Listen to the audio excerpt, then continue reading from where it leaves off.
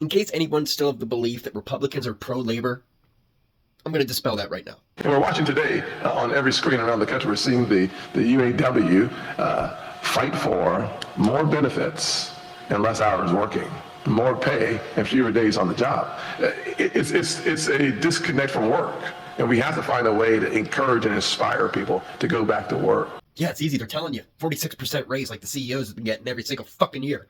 They told you what they need. Inspire them. Pay them. The Republican Party cries about high inflation and people can't afford their gas and their groceries.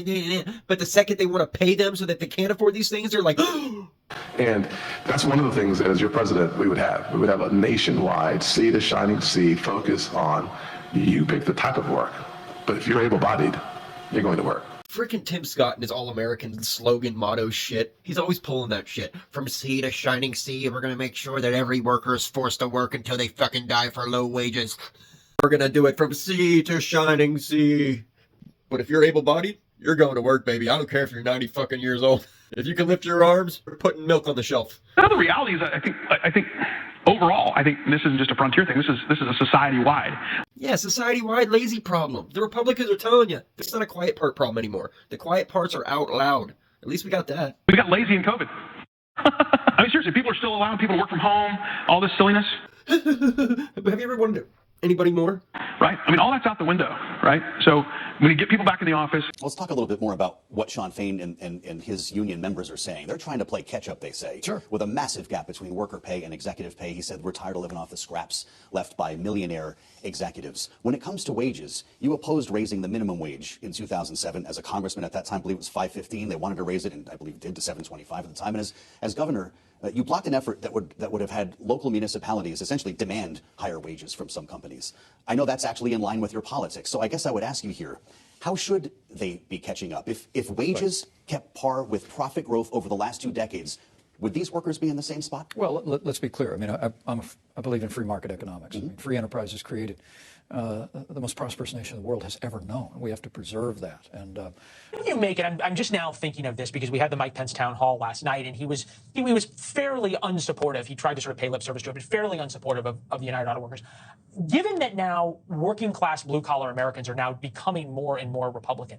And that can't be true, especially if they see this video. How about you see all these people say this kind of shit and then say, I want to be a Republican? Are you surprised that there's not any of the Republican presidential candidates now trying to peel off support from the UAW and trying to champion their cause right now? A little bit. Look, I empathize with workers who have seen wages not go up nearly at the same rate as prices have gone up. Inflation's up 16%, wages are up by a lot less.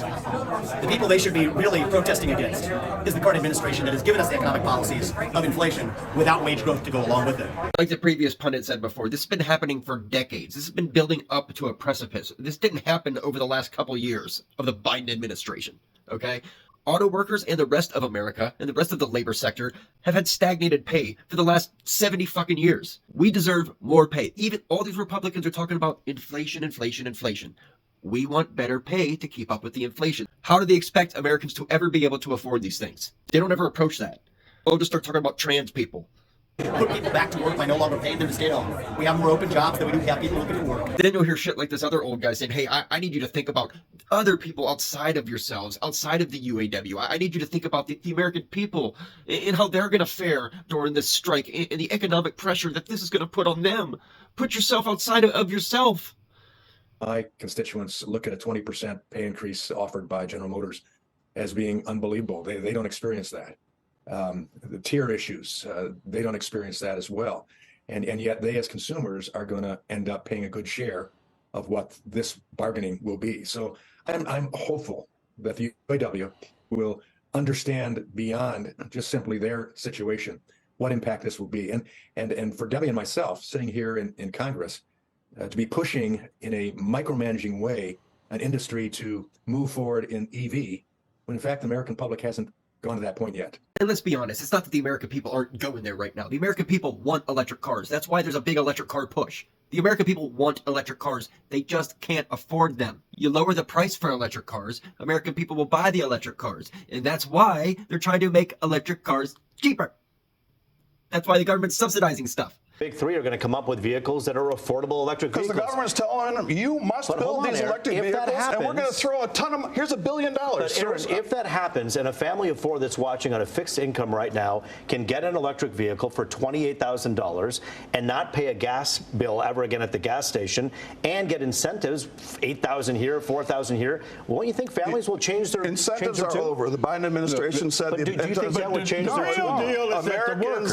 Americans like to get in their car. They like to say, hey, Roop, you know what? Let's go to Chicago for lunch. Yeah, the Americans that you say can't afford groceries and gasoline and rent and all that stuff, they don't want to be able to afford gas. They don't want to save money on gas. They want to be able to get in their car and drive to fucking LA to get a hot dog. That's what they want to do. How can they say that Americans can't afford things on one hand, and on the other, Americans want to drive cross country to grab lunch? I don't fucking get it. But yeah, the Republican Party, pro-labor, pro-worker, all day. So that's a lazy. I'm not a lazy guy. Like and subscribe for more. The algorithm's really shitty to people, so it really helps.